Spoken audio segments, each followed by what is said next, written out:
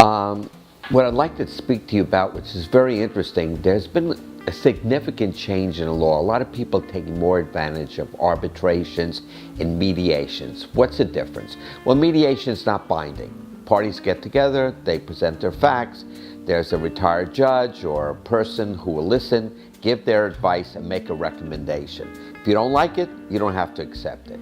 But if you go to arbitration, whether you like it or not, the decision by that individual who's hearing the case is binding on the parties, unless there's such an abuse of power that you can set it aside, but it's very rare.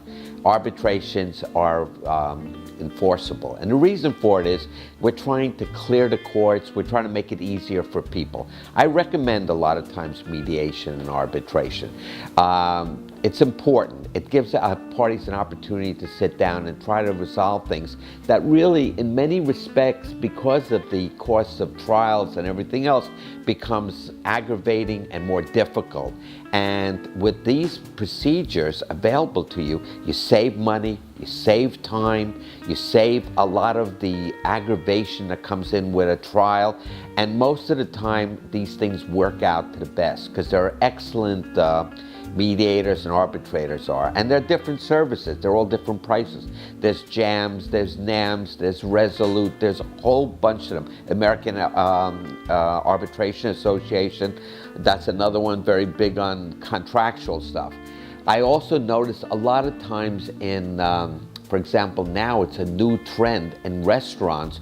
They have an agreement that they get the employees to agree to arbitration instead of going to court. The reason for that is the federal court, where a lot of these employment cases go, have severe penalties and costs.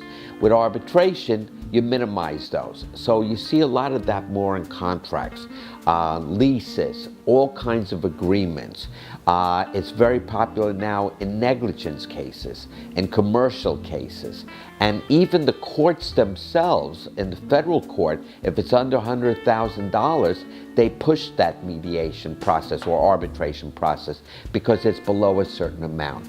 This is ideal, and I highly recommend it. But there are certain things you have to be cognizant of.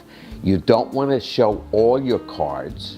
On the other hand, you don't want to restrict all your cards. So you have to balance what are you willing to give up and what are you willing to pursue. And you have to go in with realistic numbers in your mind. Don't go in with, I want $1 million for a broken toe case. You know it's not worth $1 million.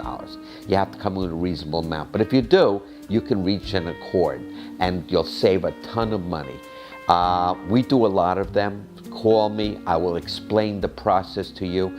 I will explain what's necessary to accomplish it, and I will also review with you the various costs because everyone has a different price. Call me, I'm there for you.